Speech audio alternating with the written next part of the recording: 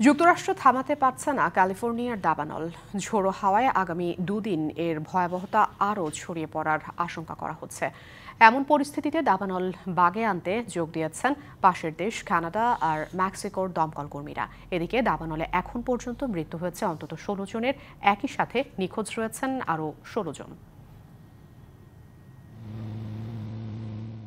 এই ধ্বংসযজ্ঞ দেখে বোঝার উপায় নেই ৬ দিন আগেও জাঁকজমকে পরিপূর্ণ ছিল যুক্তরাষ্ট্রের দ্বিতীয় বৃহত্তম নগরী লস এঞ্জেলস। সান্তা আনা নামের প্রচণ্ড ঝড়ো বাতাসের কারণে আরও ভয়ঙ্কর ও বিধ্বংসী হয়ে উঠেছে এই দাবানল। কালার এক্সপার্ট, জর্জ স্যাপ এবং মাইল্ড অন হ্যান্ডস টেকনোলজি সমৃদ্ধ অরিক্স ক্রিস্টাল ওয়াশ আপনার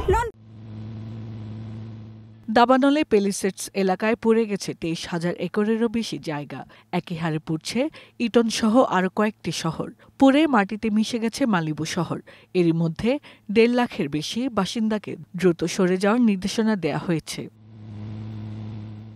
লস এঞ্জেলস কাউন্টির ফায়ার চিফ অ্যান্টনি মারনকে জানান, স্থানীয় সময় রবিবার রাত থেকে বুধবার পর্যন্ত আগুনের মাত্রা আরও বাড়বে।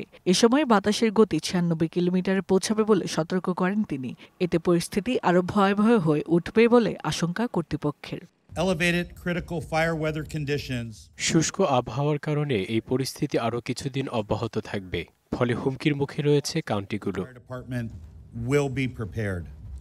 এই সকল পরিস্থিতির মধ্যেই কিছু কিছু এলাকায় বেড়েছে চুরি ও লুটপাট। ওই সকল এলাকাগুলোতে স্থানীয়দের এড়িয়ে চলার নির্দেশ দিয়েছে কর্তৃপক্ষ।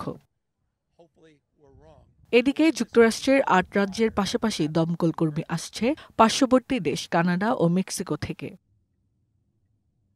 Hasna Akter, DBC news desk.